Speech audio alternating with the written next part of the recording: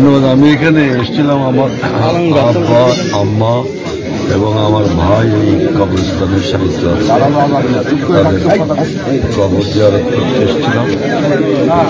একই সঙ্গে এখানে যারা সাহিত্য আছেন সকলের জন্যই আমরা দোয়া করেছি, আল্লাহ তাদের সবাই।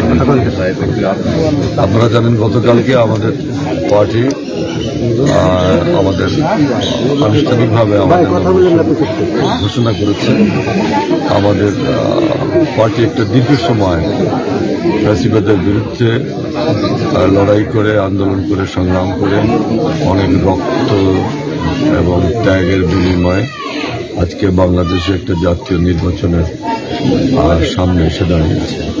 সেই দিক থেকে আমি প্রথমেই মহান আল্লাহ রাব্বুল আলামিনের কাছে শুকরিয়া আদায় করছি। আর আমাদের দেশনেত্রী বেগম খালেদা জিয়া, আমি তার কাছে খুবই কৃতজ্ঞ এবং আমাদের নেতা জনাব তারেক রহমান আগামী দিনের প্রধানমন্ত্রী এই বাংলাদেশে গড়ে তোলার, বাংলাদেশকে একটা উন্নত রাষ্ট্রে গড়ে তোলার যে আমাদের মহানায়ক আমাদের নেতা জনাব তারেক রহমান, আমি তার কাছে খুবই কৃতজ্ঞ যে তারা আমাকে মনোনয়ন দিয়েছে।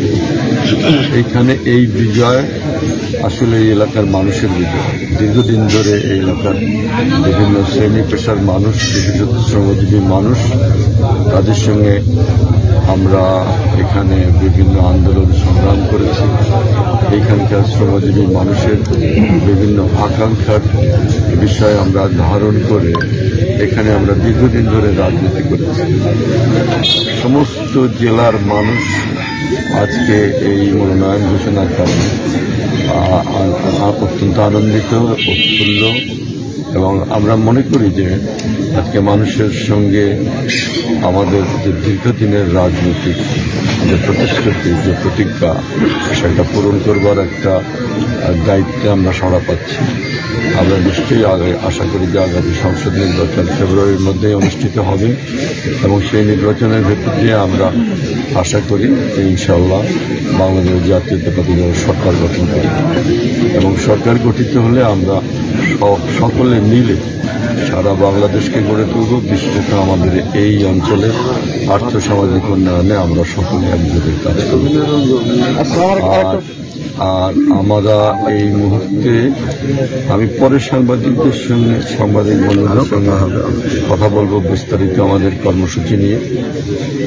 আমরা এখন এই মুহূর্তে আমরা একটা সভা করে আমরা আমাদের পরবর্তী কর্মসূচি আমরা জানব। আমার একটা প্রশ্ন আছে, অন্যান্য মনোনয়ন প্রত্যাশী যারা ছিলেন তাদের উদ্দেশ্যে আপনার বার্তাটা।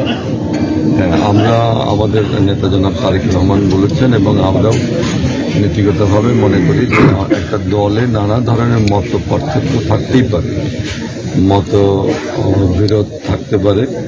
আমরা মনে করি সেটা একটা প্রতিযোগিতার মতো।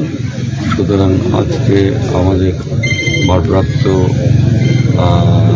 চেয়ারম্যান জনাব তারেক রহমান যে ঘোষণা দিয়েছেন, নির্দেশনা দিয়েছেন, তার আলোকে আমরা সবাই ঐক্যবদ্ধভাবে একসঙ্গে মিলে আজকে যে নতুন সম্ভাবনা সৃষ্টি হয়েছে বাংলাদেশে, সেই গণতন্ত্রের উত্তরণের সেই দায়িত্বটা আমরা পালন করব।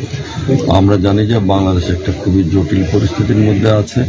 নানা ষড়যন্ত্র এখনো চলছে নির্বাচন বানচাল করার জন্য এবং জাতীয়তাবাদী শক্তি যাতে ক্ষমতায় না আসতে পারে এরকম নানা ষড়যন্ত্র আমরা চারিদিকে দেখতে পাচ্ছি। সুতরাং এই সংকটময় মুহূর্তে নিজেদের সমস্ত দ্বিধা দ্বন্দ্ব ভুলে, সমস্ত ভেদাভেদ ভুলে আমরা ঐক্যবদ্ধভাবে এই নির্বাচনে অংশ নেব।